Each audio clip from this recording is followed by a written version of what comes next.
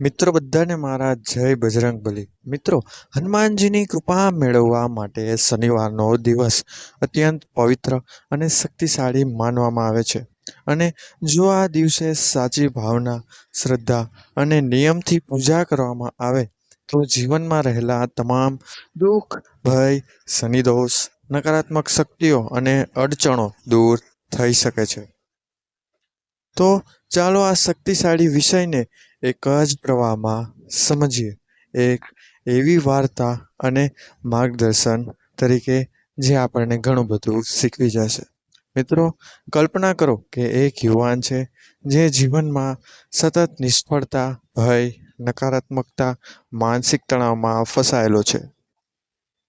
તેના જીવનમાં કંઈ સારું થતું નથી, કામ બગડે છે, સંબંધોમાં તણાવ છે અને તેને લાગે છે કે જાણે કોઈ અદૃશ્ય શક્તિ તેની પાછળ ખેંચી રહી છે, તેની પ્રગતિ રોકી રહી છે।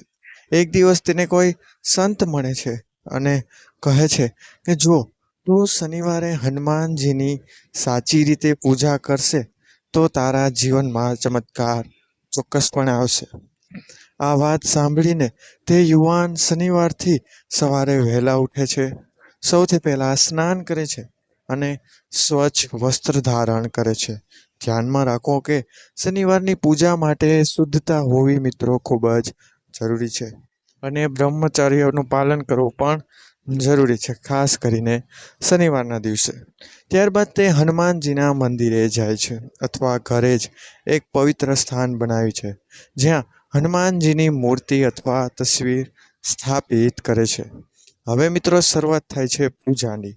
તો મિત્રો સૌથી પહેલા તે દીવો પ્રગટાવે છે, ખાસ કરીને સરસવના તેલનો દીવાની વાત થઈ રહી છે, કારણ કે શનિદોષ દૂર કરવા માટે તેલનો દીવો અત્યંત અસરકારક માનવામાં આવે છે, એ પણ સરસવના તેલનો।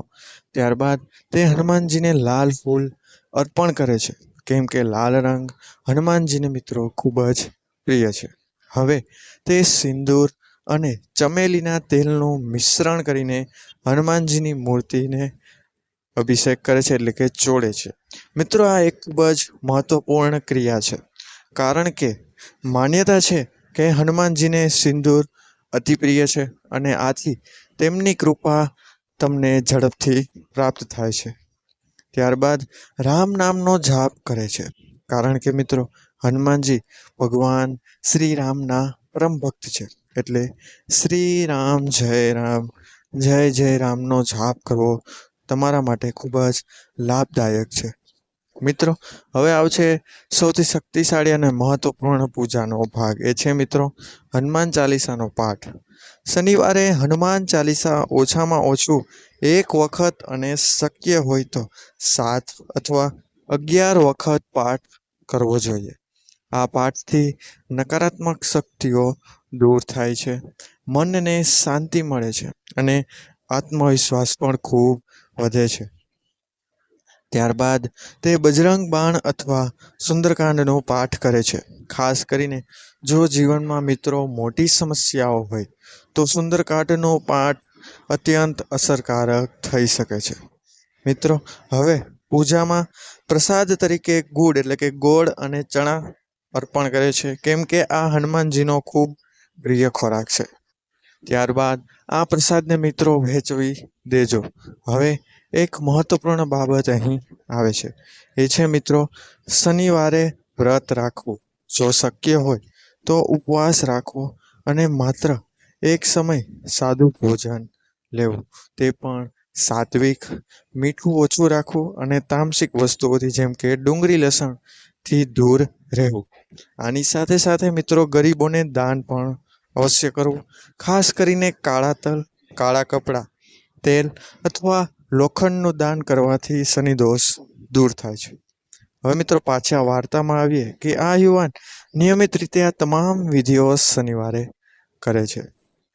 થોડા જ અઠવાડિયામાં તેને પોતાના જીવનમાં બદલાવ દેખાવા લાગે છે, કામમાં સફળતા મળે છે, મનમાં શાંતિ આવે છે, ભય દૂર થાય છે અને આત્મવિશ્વાસ વધે છે। તેને સમજાય છે કે આ માત્ર પૂજા નથી, આ એક શક્તિશાળી એનર્જી છે, ઉર્જા છે સાથે જોડાવાનો રસ્તો પણ પૂજાપાઠ છે. હનુમાનજી માત્ર દેવ નથી, તે મિત્રો તે શક્તિ છે, ભક્તિ છે, નિષ્ઠા અને નિર્ભયતા તથા નિડરતાનું એક પ્રતીક છે. જો તમે પણ તમારા જીવનમાં ભય, નકારાત્મકતા, નિષ્ફળતા અથવા શનિ દોષથી પરેશાન છો, તો શનિવારના દિવસે આ સંપૂર્ણ વિધિથી હનુમાનજીની પૂજા અવશ્ય કરો. મિત્રો, યાદ રાખો, પૂજામાં સૌથી મહત્વપૂર્ણ છે તમારી ભાવના અને શ્રદ્ધા. જો તમે દિલથી પૂજા કરશો તો હનુમાનજી ચોક્કસ તમારી મદદ કરશે. અંતમાં મિત્રો, એક નાનો મંત્ર ઓમ હનુમંતે નમઃ નો જાપ રોજ 108 વખત ચોક્કસપણે કરો અને શનિવારે ખાસ કરીને આ મંત્રનો જાપ કરો.